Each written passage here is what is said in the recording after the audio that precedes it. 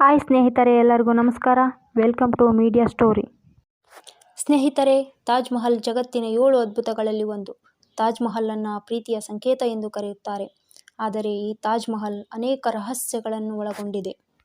ಅವುಗಳನ್ನು ತಿಳಿಯುವ ಮೊದಲು ನಮ್ಮ ಚಾನಲನ್ನು ಸಬ್ಸ್ಕ್ರೈಬ್ ಮಾಡಿ.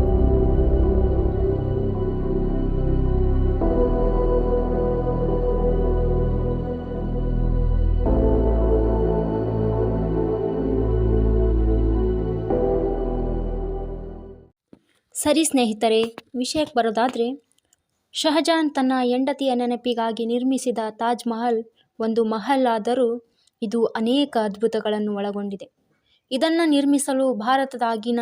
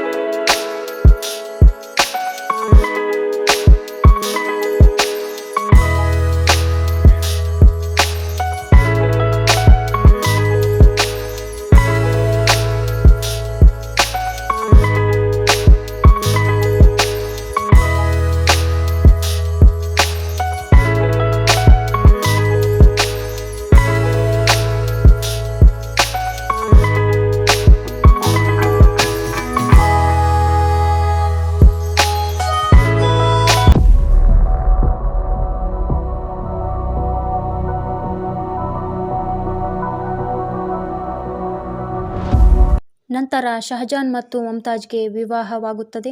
ಶಹಜಾನನು ಮಮತಾಜನ್ನು ತುಂಬ ಪ್ರೀತಿಸುತ್ತಾನೆ.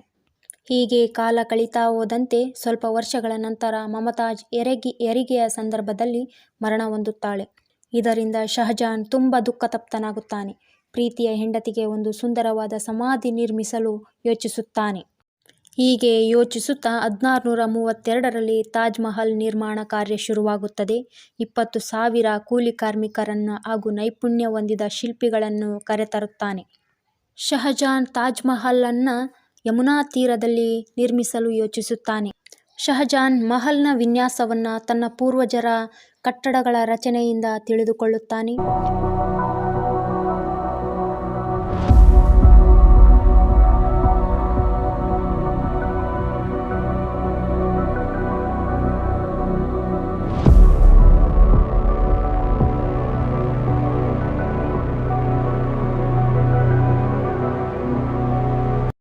ತಾಜ್ ಮಹಲ್ ರಚನೆಗಾಗಿ ಶಿಲ್ಪಿಗಳು ಹಾಗೂ ಕೂಲಿ ಕಾರ್ಮಿಕರು ತಮ್ಮ ರಕ್ತವನ್ನೇ ಹರಿಸುತ್ತಾರೆ. ತಾಜ್ ಮಹಲ್ ನಿರ್ಮಿಸಲು ಶಿಲ್ಪಿಗಳು ತಮ್ಮ ನೈಪುಣ್ಯತೆಯಿಂದ ಶಿಲೆಗಳನ್ನು ಕೆತ್ತಿ ವಿನ್ಯಾಸಗೊಳಿಸುತ್ತಾರೆ.